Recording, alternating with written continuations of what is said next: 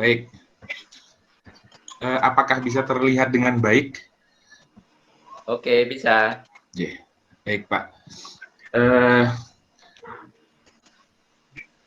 Dalam kesempatan kali ini juga saya agak bingung sebenarnya mau memulainya karena memang judul kuliahnya adalah pembangunan pertanian berkelanjutan. Pertanian mungkin saya memahaminya pertanian dalam arti luas. Jadi sedikit general terkait bagaimana sustainability pembangunan berkelanjutan di wilayah pesisir.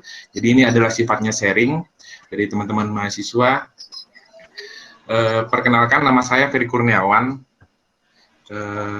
Saya lahir 29 Maret 84, masih cukup muda sih sebenarnya, menengah lah. Saat ini saya aktif sebagai dosen tetap di MSP, FPIK IPB. Jadi kalau teman-teman ada rencana untuk studi lanjut di IPB atau apapun itu, silakan kontak saya. Kemudian aktif juga di peneliti di Pusat Kajian Sumber Daya Pesisir dan Laut. Kemudian saya saat ini dengan Pak Dr. Luki Adrianto, dekan kami, juga sedang membangun namanya Lab SESO, Social Ecological System of the Ocean, dan rencana kedepannya akan membangun Indonesian Resident Alliance. Fokus bidang riset saya Spatial Social Ecological System, dan lebih fokus dalam konteks risetnya ekosistem lamun dan pulau-pulau kecil. Tadi sebenarnya mohon maaf juga agak terlambat karena memang ada beberapa diskusi dengan Bappenas. Kebetulan saya ditunjuk untuk mengurusi dana kegiatan diamanahi dari ICCTF untuk mengurusi program bagaimana coastal management itu dilakukan di Indonesia yang baik dan benar. Jadi kita ada beberapa kegiatan selama 2 tahun dengan contoh kasus di Papua, jadi mohon maaf agak terlambat tadi. Email saya adalah ferrykurniawan@apps.ipb.ac.id. Riwayat belajar saya masuk Universitas Trunojoyo itu jurusan agronomi tahun 2002, angkatan kedua. Kemudian di tahun 2004, saya pindah ke ilmu kelautan. Entah kenapa, apa karena satu kos sama Pak Apri, saya juga tidak tahu. Dan 2007 saya menyelesaikan studi. Jadi 2 tahun saya di agronomi dan 3 tahun saya di ilmu kelautan.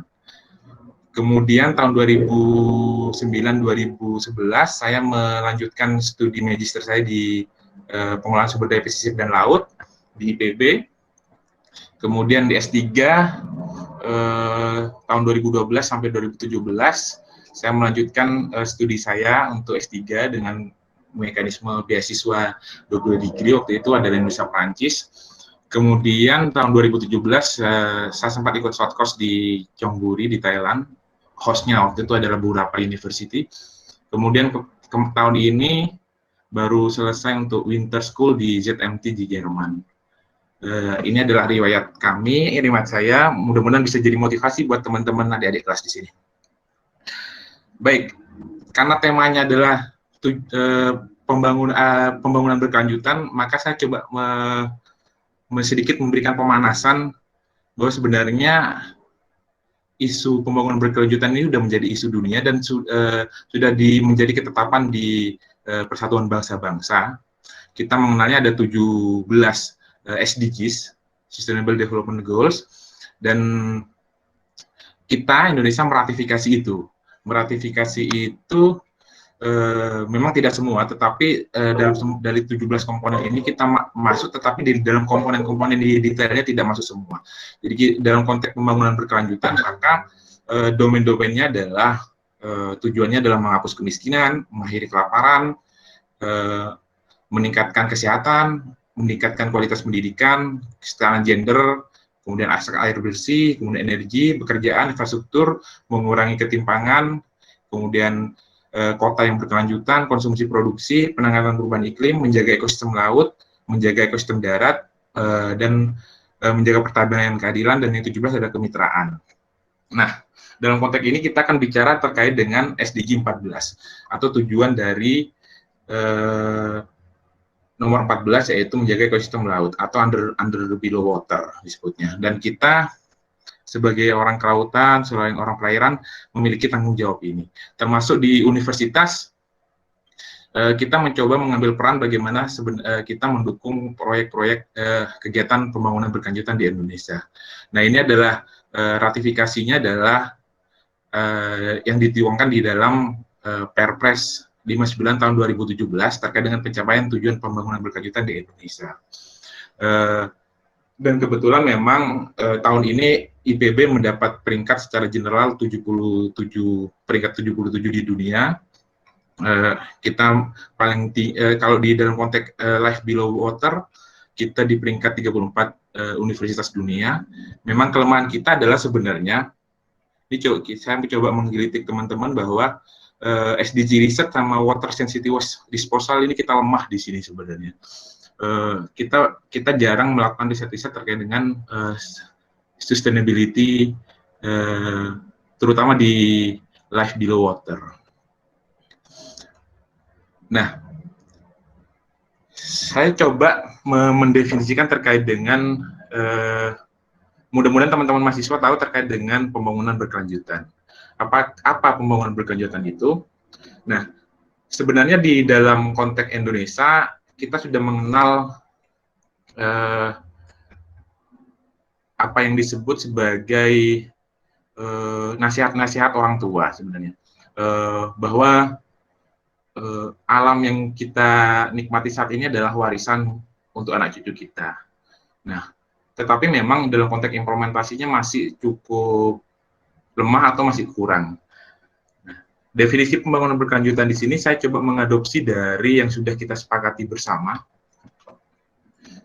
yaitu dari Komisi Dunia Internasional terkait dengan Environmental and Development tahun 87 bahwa sustainability itu adalah sustainable development is a development that meets the needs of the present without compromising the ability of future generation to meet their own needs. Artinya memang nasihat-nasihat orang tua kita itu adalah sebenarnya kita sudah bicara terkait dengan pembangunan berkelanjutan, bahwa mempertemukan terkait dengan apa yang sudah kita nikmati saat ini ke generasi-generasi berikutnya. Di dalam konteks riset, di dalam konteks dunia pendidikan, dunia penelitian, maka di dalam classical dimension, classical framework sustainable development itu mengenal 3 aspek, yaitu aspek ekonomi, sosial, sama lingkungan. Baik itu yang hingga baik di kota maupun di dalam konteks pesisir, dalam konteks manusia, semuanya menggunakan kerangka-kerangka konseptual seperti ini. Nah, di hal yang mempertemukan ketiga dimensi ini, itu yang disebut sebagai sustainable development. Nah, di dalam tulisan si Tang Wei ini, dia mengkategorikan beberapa indikator-indikator sustainable development terkait dengan lingkungan seperti energi, transport, kualitas air, kebisingan, air minum, dan lain-lainnya. Kemudian sosial, dia demografi. Kemudian untuk ekonomi adalah household income, tenaga kerja, bisnis, dan lain-lainnya. Dengan catatan bahwa memang dia juga memasukkan dalam konteks ecological footprint atau tapak ekologi, kemudian keterpaparan terkait dengan natural, industri, dan lain-lainnya. Ini konsepnya memang konsep bagaimana membangun wilayah secara berkelanjutan. Nah, di dalam perkembangan keilmuan, banyak peneliti berpikir bahwa sosial tidak hanya berbicara dalam konteks sosiologi. Jadi memang sebelum menjadi sosial, sifatnya adalah sosio, ekonomik, sama environment. Tetapi di dalam perkembangannya maka orang-orang pada berpikir bahwa human system termasuk dalam konteks ini adalah social system dan economic system itu menjadi satu kesatuan sebagai human system. Dan human system masuk di dalam konteks berada di bawah natural system. Jadi mohon maaf karena mungkin sudut pandang saya dan sudut pandang ekologi, jadi bukan mendiskreditkan social science, tetapi memang perkembangan bahwa memang sosial itu kita hidup seperti kita hidup di dalam lingkungan ekologi. Artinya kalau dalam hal ini saya menggunakan teori rasional teori, ada banyak terkait dengan konteks-konteks ini, ada I-teori, ada T-teori yang atau mungkin menempatkan sebagai ekosistem dan sosial sistem itu menjadi bagian yang terpisah tapi dikonekkan. Nah, sehingga berkembanglah menjadi yang disebut sebagai social ecological system (SES). Ini yang coba kami dalami saat ini. Jadi tidak lagi kita hanya bicara secara terpisah ekologi, ekonomi dan sosial, tetapi ini menjadi include dalam satu kesatuan ekologi karena kita hidup di dalam ruang ekologi. Sehingga SES berkembang dengan banyak mazhab dan banyak sudut pandang yang berbeda, termasuk ini yang saya yakini adalah memang orang itu adalah satu kesatuan dalam alam, tetapi ada juga yang menyebutnya bahwa ekosistem dan sosial sistem itu menjadi bagian sistem yang terpisah, tetapi dikonekkan dalam satu hal yang lain. Apakah itu dalam konteks pemanfaatan, apakah dalam konteks pengelolaan dan lain-lainnya. Nah, di sini si Anderes mencoba mendefinisikan di tahun 2004 ini. Jadi memang SES ini adalah satuan unit dari ecological system yang terhubung, dipengaruhi atau mempengaruhi si sosial system. Ini tahun 2004 coba digaungkan definisi SES seperti apa. Nah, artinya memang berbicara pembangunan berkelanjutan, maka kita tidak bisa lepas dari sosial system, atau kita sebagai orang ekologi, atau kita sebut sebagai ortodok ekologi, bahwa yang penting ekologinya baik, maka sosial akan mengikuti. Tidak juga. Di dalam perkembangannya memang kedua sistem ini harus seimbang. Contoh-contoh di kawasan konservasi itu sebenarnya adalah satu bentuk pengelolaan wilayah yang berbasis berkelanjutan. Tetapi kita tidak bisa mengelakkan bahwa kita memprotek suatu area, misalnya adalah area terumbu karang, wilayah pulau kecil, tapi tidak ada human yang menerima manfaat dari situ. Maka bahasa candaannya adalah kita tidak akan bisa bicara konservasi, tidak bisa bicara pengelolaan kepada orang lapar. Karena memang pertanyaannya apa? Manusia dulu apa hewan dulu? Itu yang selalu menjadi perdebatan kita di dalam konteks orang ekologi atau orang sosial. Tetapi memang itu menjadi suatu kenyataan, keniscayaan yang terjadi. Nah, kita coba mengembangkan hal itu di salah satu contoh kasus di Toli-Toli. Sampai sekarang kita kembangkan, kita membuat kawasan konservasi dengan mengkonservasi lamun dan duyung dalam bentuk kawasan DPL atau MPA, daerah perlindungan laut. Tetapi kita mengembangkan konsep ekonominya. Salah satunya yang hingga saat ini produknya adalah sudah sampai Arab, sudah sampai ekspor, itu adalah sambal tembang Malala. Malala ada nama desa. Sambal tembang ini adalah, ikan tembang ini adalah salah satu ikan yang harganya cuma 1.000 bahkan tidak harga pada saat musim. Maka di beberapa wilayah seperti di Banten disebutnya ikan bebek.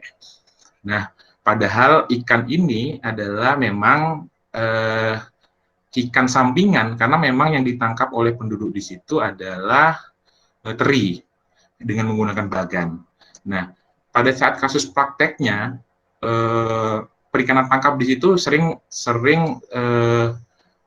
secara tidak sengaja menjerat dugong, dan pada saat duyung tertangkap dengan argumentasi apapun itu, masyarakat juga akhirnya juga mengangkat itu dan memakannya atau bahkan menjualnya.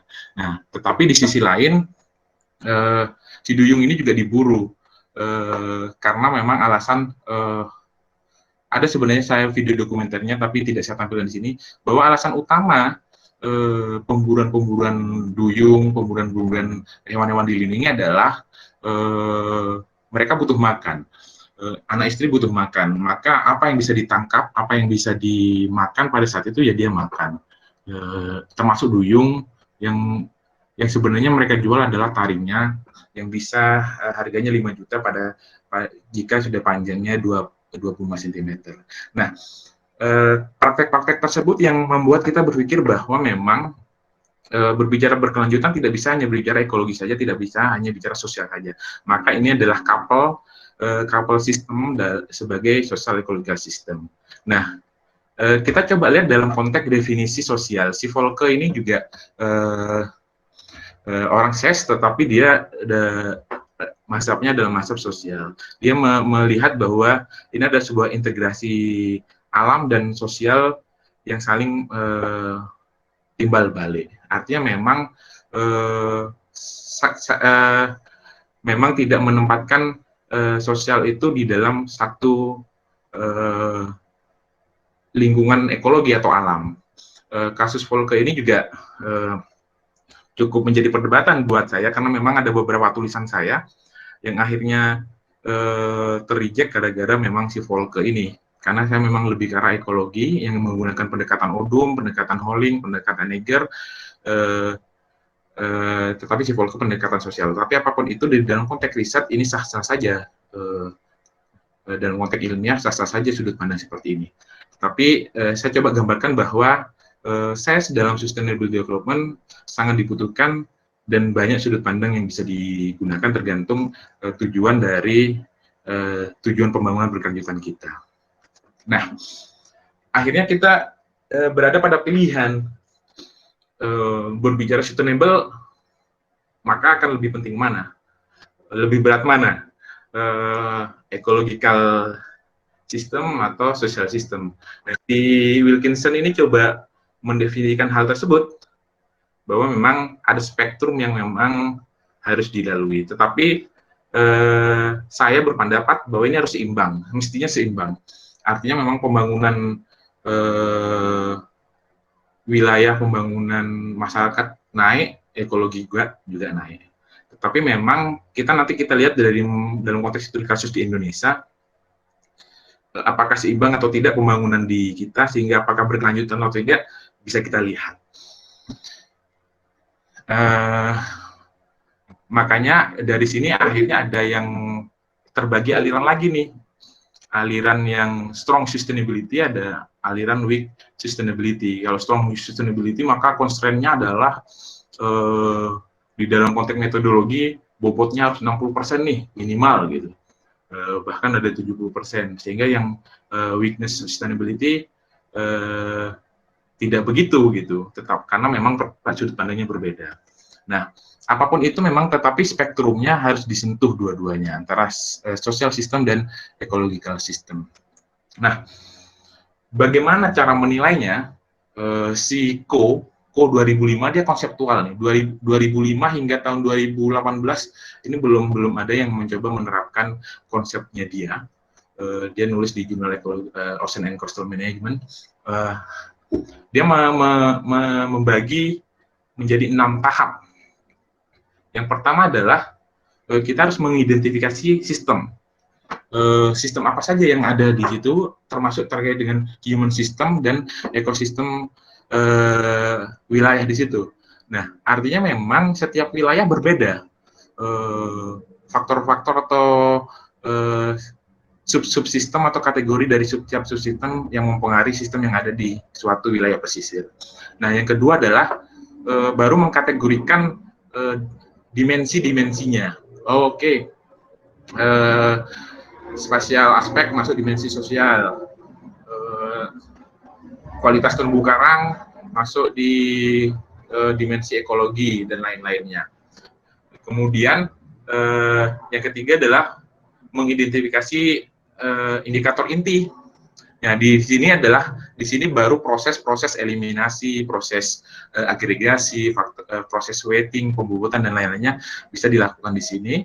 Kemudian yang keempat adalah membuat skala sustainability-nya. Kalau dia di dalam konsepnya Chico banyak hal ya, dia membagi 3, 4 dan 5, dia memberikan banyak pilihan.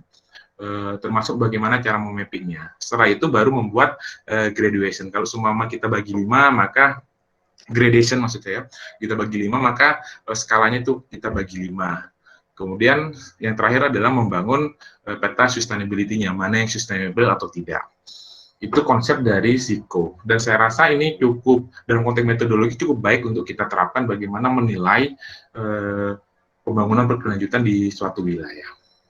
Nah, ini adalah contoh-contohnya. Ziko membaginya menjadi 2 domain, 2 sistem. Ini adalah sistem ekologi, ekosistem, dan ini adalah human system. Artinya dia sudah size. Dia membagi contohnya adalah 5. Ini yang saya coba exercise dengan tim di sini, dari unsustainable hingga sustainable. Kemudian kita lihat nih dengan amuba analisis, akan terlihat sebenarnya sistem mana sih yang kecil dan itu yang harus diintervensi untuk ditingkatkan, dinaikkan kondisinya sehingga suatu sistem atau wilayah menjadi sustainable. Ini konseptualnya dari Ziko. Nah, sedikit mengulang bahwa bagaimana dengan wilayah pesisir. Nah, wilayah pesisir ini secara ekologi kita mendefinisikan adalah wilayah yang masih dipengaruhi darat dan laut. Kemudian secara undang-undang di Undang-Undang 27 tahun 2007, junto Undang-Undang Nomor 1 tahun 2014 menjelaskan bahwa singkatnya bahwa yang wilayah daratnya adalah wilayah kecamatan pesisir, wilayah lautnya adalah 12 mil dari titik 0 pasang surut hingga 12 mil. Nah, tetapi di dalam implementasinya sebenarnya tidak bisa setegas ini. Di definisi lain sebenarnya dalam konteks ada yang disebut sebagai definisi dari dari perspektif sosial.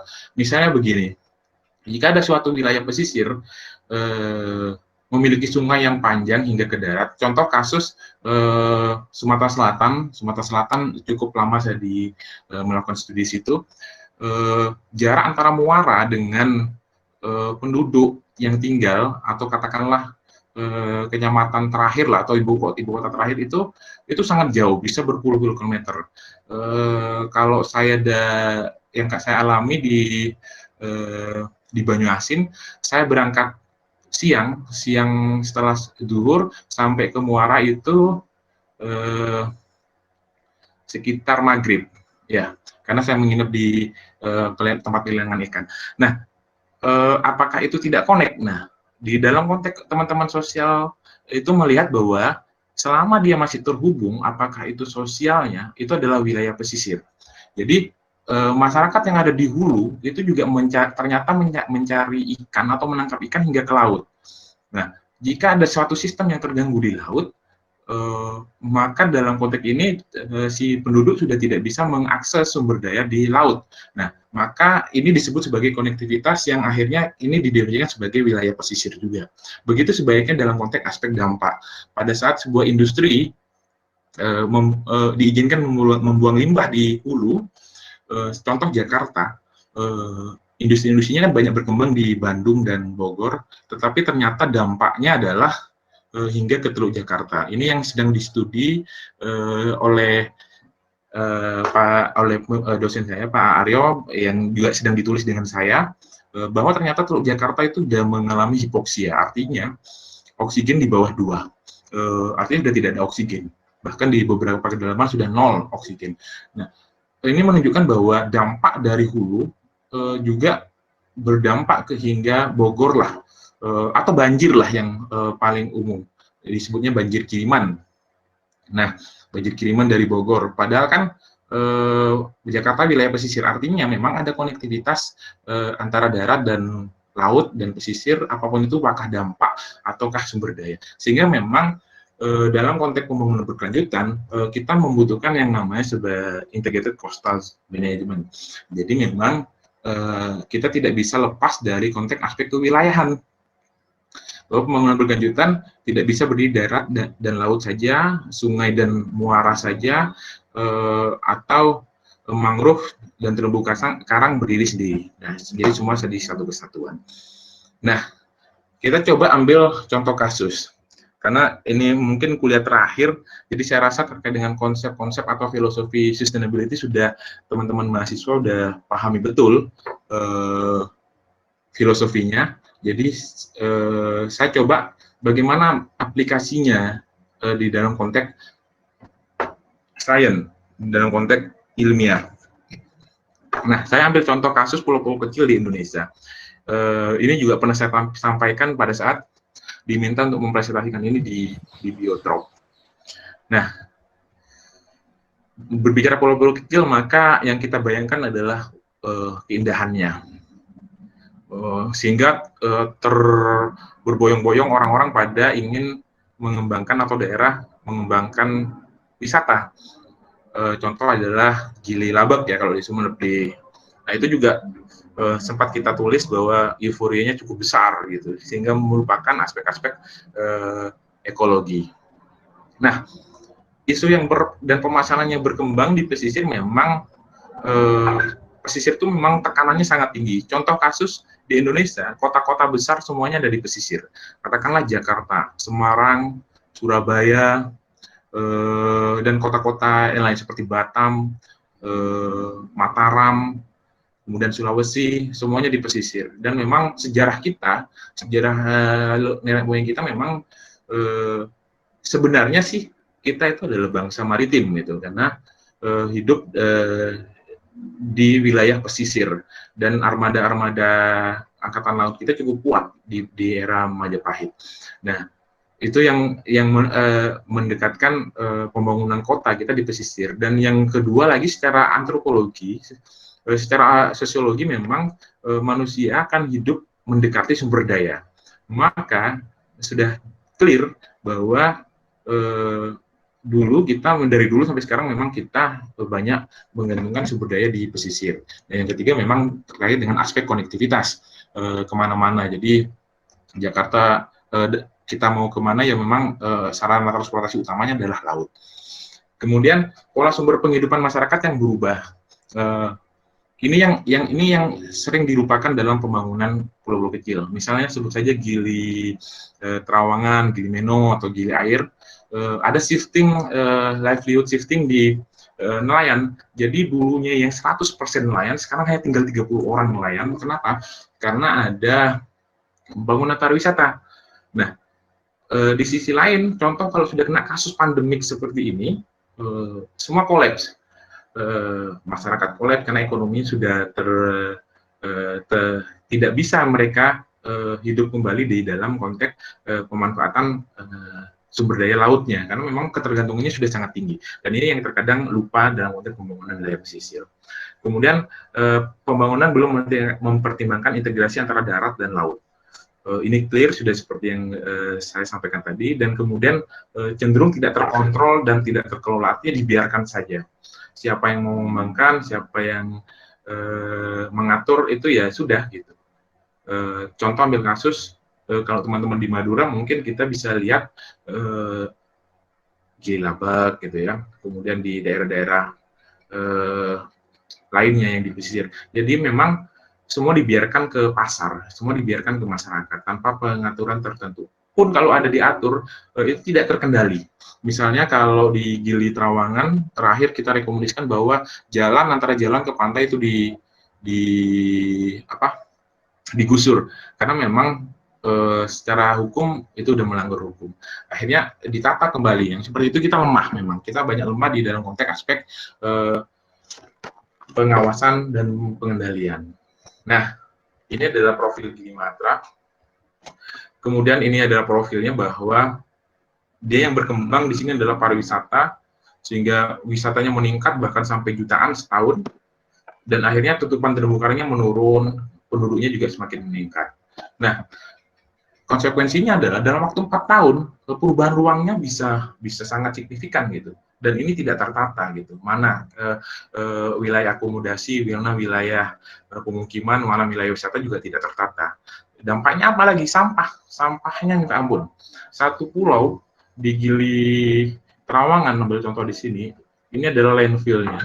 Karena kapasitas angkut dari sampah kapal itu hanya 2 ton per hari untuk 3 pulau ini, dan di satu pulau ini hasil buangan sampahnya adalah 16 ton per hari. Kebayang kalau hanya ngangkutnya 2 ton untuk 3 pulau, dan ini sampahnya 16 ton per hari, maka dia membuat landfill sendiri. Dan hal-hal semacam ini yang kadang kita lupa. Akhirnya apa? Sampah sampai ke pinggir pantai. Bayangkan kalau kita berwisata tetapi pemandangannya adalah sampah seperti ini. Maka konsekuensinya wisatawan sudah, tingkat kepuasan wisatawan menjadi menurun dan dia tidak mau kembali lagi. Nah, kualitas air juga demikian. Maka kualitas air menjadi buruk, dan bahkan di beberapa kasus sudah gatal-gatal kalau kita mandi di pantai, dan itu akan menimbulkan indeks kepuasannya turun dan dia tidak balik lagi, maka potensial ekonomi loss-nya akan tinggi.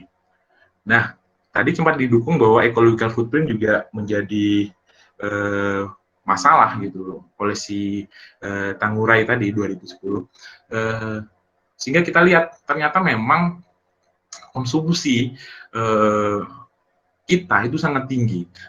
Lumrahnya adalah ecological footprint kita, IF kita itu adalah 1 maksimal. Artinya setiap satu sumber daya itu bisa menghidupi 1 orang. Nah, di kita contoh yang sudah pulau-pulau kecil yang terbangun, baik itu di Gili Matra maupun di Pulau Tidung yang sebagai wilayah studi kami, itu bisa sampai 13 gigajoule. Karena satuannya adalah joule ya, energi, kita menghitungnya adalah energi per hektar. Artinya kita sudah sangat rakus. Artinya kita mengkonsumsi 13 kali sumber daya yang ada dari dunia ini dari orang lain. Nah, sehingga konsekuensinya apa? Impor. Jadi wajar kalau kita impor. Tinggal di pulau, ikan pun kita impor gitu. Jadi bukan rasa pulau lagi. Jadi memang ini yang menjadi kelemahan kita dalam konteks bagaimana pembangunan yang baik. Nah, sehingga kalau kita nilai resiliensinya, kita lihat maka semuanya cenderung relatif menurun, artinya tidak resilient.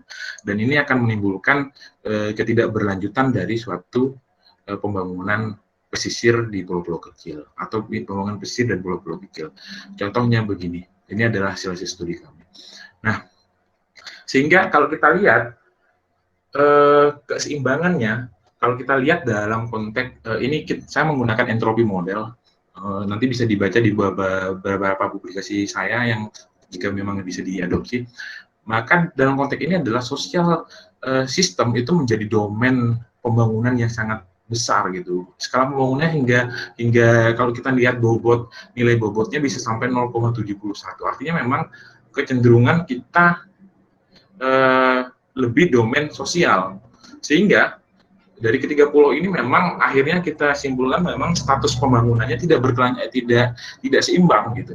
Lebih artinya kasarnya begini, bahwa kita lebih kita lebih melakukan pembangunan yang sifatnya adalah fisik tanpa melakukan pembangunan ekologi. Nah, contoh kasus berikutnya adalah kasus Pulau Tidung. Ini in preparation ya. Jadi memang belum officially publish. Ini bersama Pak Luki Adrianto dan tim dengan saya. Kita coba ngambil studi kasus di Pulau Tidung. Yang tadi adalah Mataram, Lombok. Sekarang bagaimana Pulau Tidung yang dekat dengan ibu kota. Ternyata sama saja. Ternyata pembangunan pun yang di dekat ibu kota pun itu tidak seimbang. Jadi pembangunan sosialnya terlalu tinggi dan akhirnya pembangunan ekologinya terlalu rendah. Sehingga memang aspek-aspek kenyamanan itu menjadi domain utama dalam pembangunan pulau-pulau kecil di situ. Nah, kita coba hitung apakah pembangunan yang ada itu berkelanjutan atau tidak. Kita mencoba dari 3 pendekatan. Map ini kita kembangkan dari SIKO 2005 tadi. Kita coba terapkan bagaimana sih sebenarnya status keberlanjutannya. Kita menggunakan 3 pendekatan, yaitu pendekatan ekologi real, artinya kita ukur kondisi ekologi di sana, kemudian bagaimana dengan persepsi penduduk dan persepsi wisatawan. Ternyata secara ekologi, Pulau Tidung lebih berada pada posisi potensial tidak berkelanjutan. Kemudian untuk dalam konteks persepsi, wisatawan sama penduduk dia masih berada di intermediate. meskipun demikian memang kecenderungan ini akan menurun kalau tetap dibiarkan tanpa pengelolaan yang baik, karena berdasarkan survei persepsi bahwa hampir 13% wisatawan sudah tidak mau balik lagi, sehingga itu menimbulkan ekonomi loss-nya akan makin tinggi. Dan itu meningkat dari tahun sebelumnya, karena ini studinya 2 tahun, dari 8% tahun 2019 naik menjadi 13%. Tidak tahu kalau dalam 2020 mungkin karena pandemi jadi tidak bisa kita lakukan survei kembali. Nah, apa sebenarnya yang menjadi domain yang paling buruk? Memang kalau kita lihat adalah ekologi pembangunan ekologi kita rendah. Artinya ini menunjukkan bahwa terkonfirmasi bahwa dari kita nilai status keseimbangan pembangunan tadi, bahwa terkonfirmasi memang sistem kita tidak seimbang dalam konteks melakukan pembangunan baik ekologi atau sosial, dan kita cenderung pembangunan sosial, katakanlah infrastruktur. Nah, tadi sifatnya adalah statis. Nah, kita coba adopsi dari konseptual model dari Cassandra. Nah, dia melihat bahwa ini adalah capital, environmental, sama tourism. Ada aspek sosial dan aspek capital. Model ini kita coba adopsi. Dan kita buat modelnya. Sebentar. Kalau kita lihat modelnya, sebentar saya pilih apa nih namanya?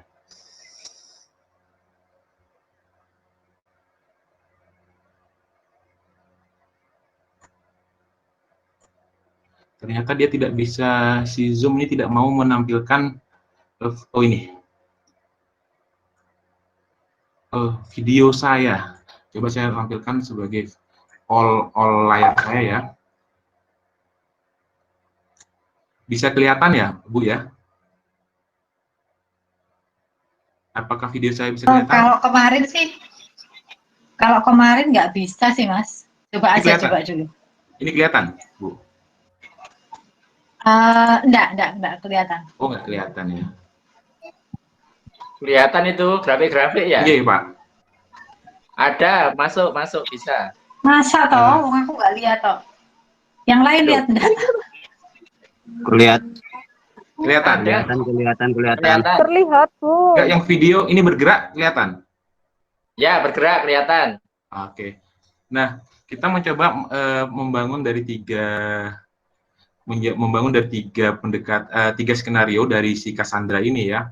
Bahwa kita coba bagaimana kita skenario 1 bahwa kita domain lingkungannya lebih tinggi. Kemudian skenario 2 kita coba menyeimbangkan, dan skenario 3 kita coba meningkatkan aspek sosialnya. Nah, di dalam ini maka upaya perbaikan lingkungan yang 10-80% kita lakukan, kita menunjukkan bahwa semakin besar upaya perbaikan lingkungan, maka kualitas lingkungan semakin meningkat. Jumlah wisatawan juga semakin meningkat, dan pengembangan objek wisata juga semakin meningkat. Kemudian skenario 2, kita coba melakukan pengembangan fasilitas wisata saja, 0,1% hingga 1%. Di sini terlihat bahwa kualitas lingkungan cenderung menurun, kemudian peningkatan jumlah wisatawan tidak signifikan, kemudian pengembangan objek wisata walaupun semakin meningkat, tetapi peningkatan jumlah wisatawannya juga menurun. Artinya hanya objek saja yang meningkat.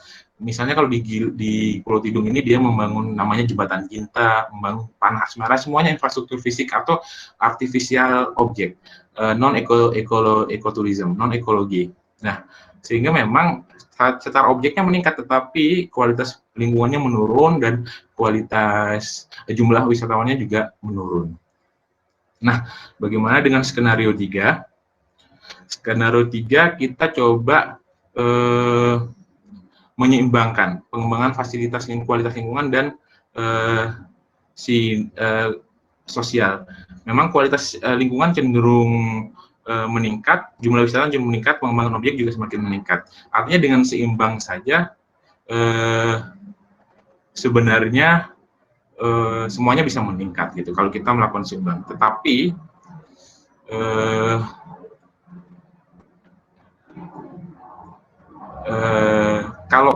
kalau saya mungkin dalam konteks ekologikal perspektif, maka saya akan memilih skenario 1.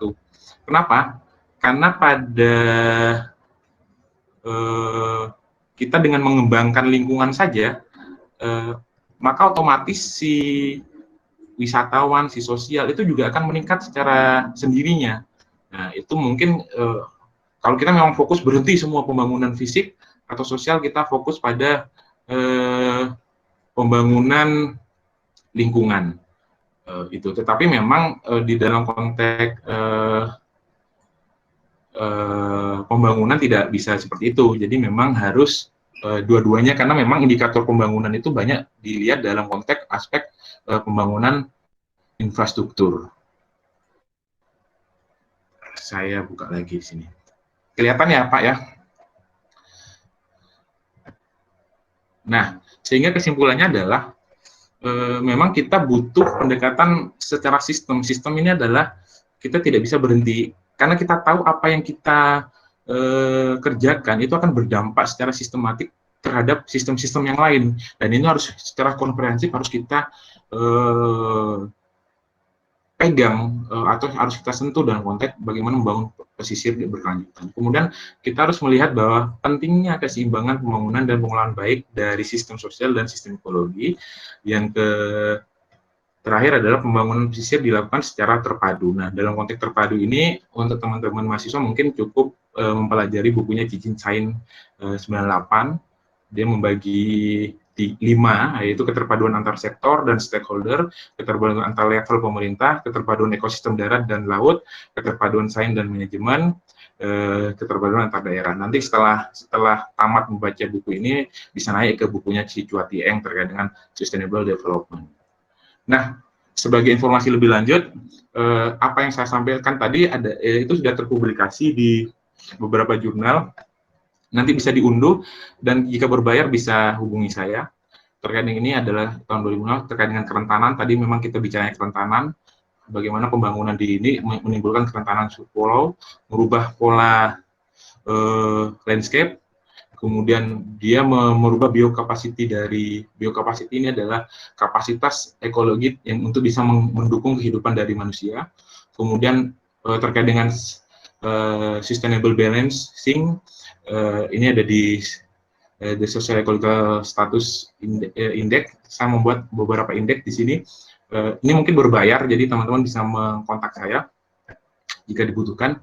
Kemudian beberapa hal sedang proses ongoing publish. Ini terkait dengan dampak lingkungannya, kemudian bagaimana terkait dengan carrying capacity-nya, kemudian nih beberapa yang di Pulau Tidung terkait dengan kelimpahan ekosistem. Jadi semua yang saya tampilkan sudah terinformasi, dan khusus untuk ini memang ini hanya menggelitik saja bahwa kita selalu lemah di data. Nah, maka kita meyakini bahwa teman-teman ekologi meyakini bahwa kita banyak mengalami kepunahan sumber daya sebelum kita tahu sumber dayanya. Contoh adalah Halophila major untuk spesies lamun, ini yang baru kami publish tahun 2020. Ini tidak pernah terdeteksi bahwa ini ada di Indonesia. Ternyata ada di Indonesia. Tetapi kita tidak pernah tahu, dan itu banyak lagi spesies-spesies. Sekarang saya mencoba untuk melakukan studi di 2 spesies yang diyakini, karena kita punya herbariumnya di Indonesia itu yang dari zaman Belanda, tetapi tidak tahu ada di mana spesies-spesies itu. Jadi memang ini tidak ada hubungannya dengan apa yang saya tampilkan, tetapi saya ingin menggelitik bahwa kita lemah di dalam konteks data dan inventarisasi sumber daya yang kita miliki, sehingga mau kita berbicara pembangunan berkelanjutan tetapi kita tidak tahu isinya apa, maka agak bahasa jeleknya agak tidak masuk akal. Kita bicara pembangunan berkelanjutan tapi kita data tidak punya. Itu saja yang bisa saya sharing. Kita mungkin bisa diskusi ini beberapa hal yang event yang akan kita lanjutkan, yang akan kita lakukan. Mungkin teman-teman akan tertarik, akan melakukan studi lanjut di IPB, ada SDP, ada SPL, dan dalam waktu dekat kita akan melakukan internasional simposium. Yang pertama kan karena kita butuh simposium yang mempertemukan antara darat dan laut. Dan pesan buat teman-teman mahasiswa bahwa memang your degree is just a piece of paper.